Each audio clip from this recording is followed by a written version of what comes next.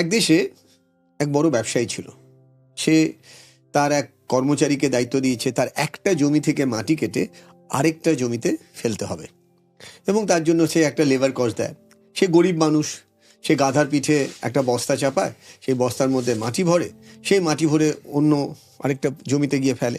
এই করতে করতে একদিন সে গর্ত করতে করতে দেখে একটা এরকম সাইজের পাথর পায়। যে পাথরটা দেখে তার কাছে একটা সাধারণ পাথরের টুকরো মনে হয়। সে ভাবে যে এই পাথরটা দিয়ে আমি বা কি করব। এই যে গাধাটা আছে, গাধার গলায় একটা ঘন্টা বাঁধা আছে, ঠং ঠং ঠং ঠং করে আওয়াজ হয়। সে গাধার গলায় ওই ঘন্টাটা যেখানে ঝোলানো আছে ওখানে একটা দড়ি দিয়ে বাঁধা। ওই দড়ি আর ঘন্টার মাঝখানে একটা সুন্দর গ্যাপ আছে।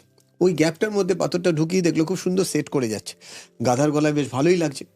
সে গাধাটার গলায় ঢুকিয়ে সে হাঁটা লাগালো।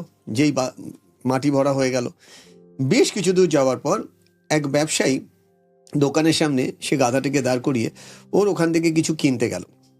ওই ব্যবসায়ী ওই পাথরটা দেখে, সেও বুঝলো না এটা কি পাথর, কিন্তু পাথরটা দেখে ওর পছন্দ হলো। ও বললো, এই পাথরটা তুমি আমায় বিক্রি করবে? যথারীতি সে গরিব লোক ভাবলো কতই বা টাকা দেবে। তখন বললো, তুমি এর জন্য কত টাকা দিতে চাও? সে বললো, আমি 30 টাকা। ইমিডিয়েটলি ওই গরিব ভদ্রলোকের মনে হলো, না 30 টাকা মানে নিশ্চয়ই ব্যবসা দেওয়ার মানুষ কমিয়ে বলছে। ও সঙ্গে সঙ্গে বললো, এটা আমি 50 টাকার কমে দেবো না।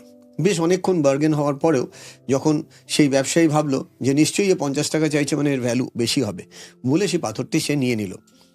গরিব মানুষটি ভাবলো, এই 50 টাকাটা আমার উপরই পাওনা হলো, আমি তো এটা পেতাম না। সে পকেটে